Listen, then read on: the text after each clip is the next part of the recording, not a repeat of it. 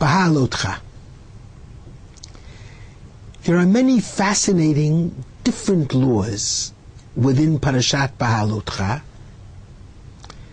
In other contexts, I've tried to explain what the connection between all of them really is.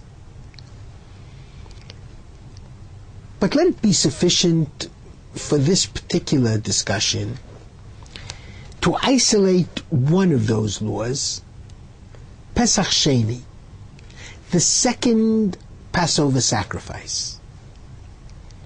In the 9th chapter of the book of BaMidbar, verses 9 following.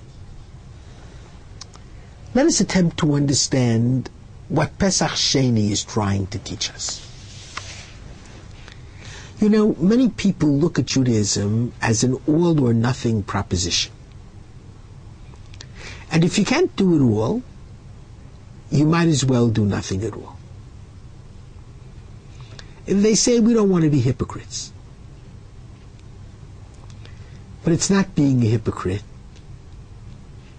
to do partial and not complete. It's a hypocrite to do partial and to say you do complete. But to do partial because it's the best you can do, or the best you think you can do, or even the best you want to do, is certainly better than doing nothing, because every religious act has its own religious reward.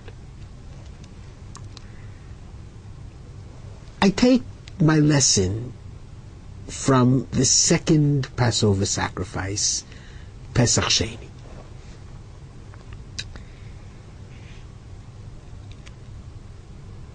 The Jews,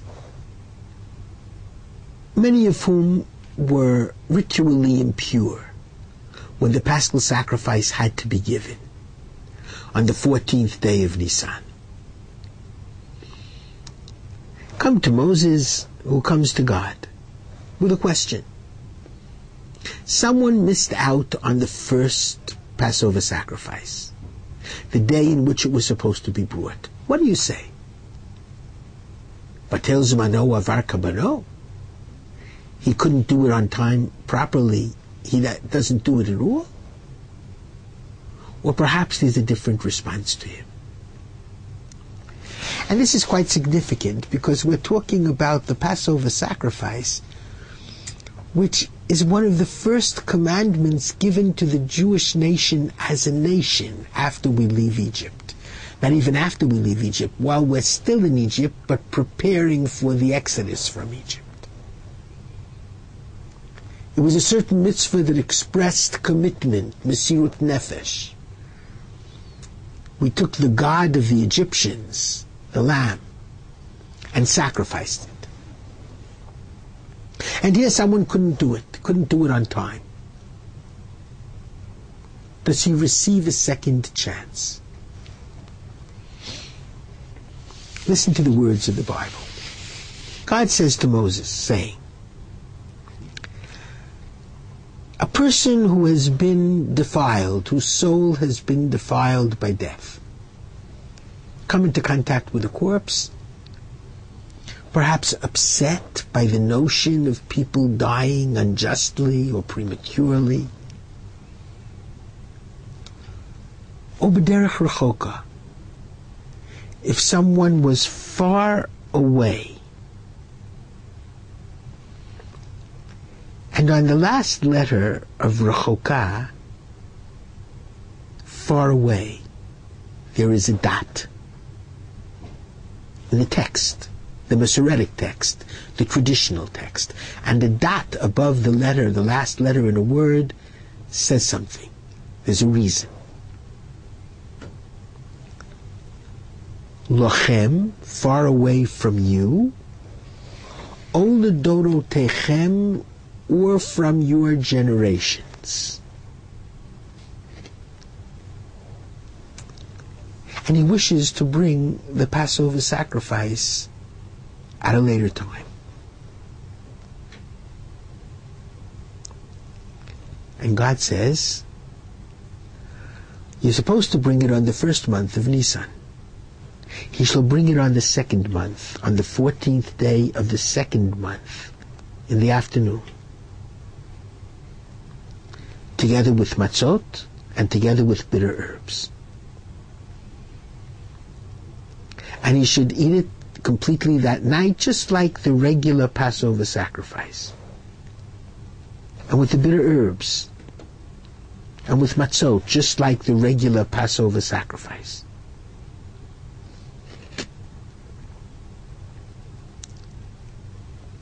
But the rabbis add one thing. It does not say he's prohibited from eating chametz, leavening. It does not say that it's a holy day of convocation, a Yom Tov for him. That's the case. It's not. He can eat chametz, along with the matzah and along with the korban pesach. And what about the dot on the hay? So Rashi quotes the Midrash very fascinatingly.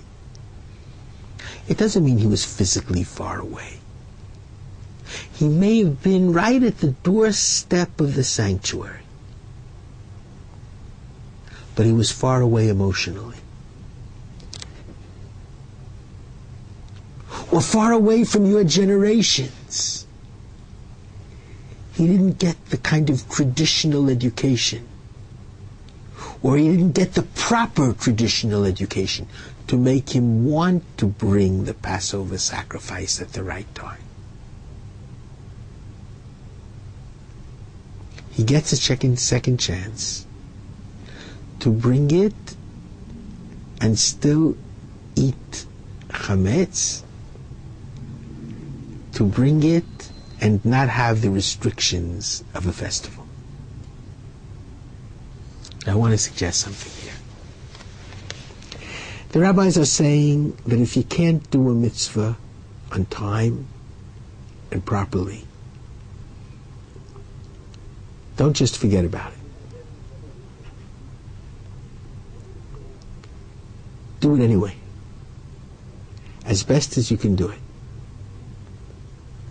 The Torah doesn't speak about whether there is a reward or there isn't a reward, whether you're doing the right thing, you're not doing the right thing. God says, you want to be part of the Jewish people.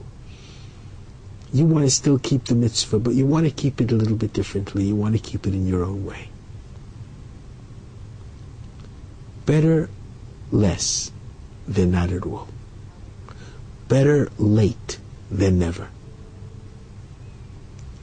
Any exposure, any involvement in a ritual commandment ordained by the Torah has got to have a positive effect and be important. It's not all or nothing. It's do as much as you can. And please God, you will grow in commandments. Shabbat Shalom.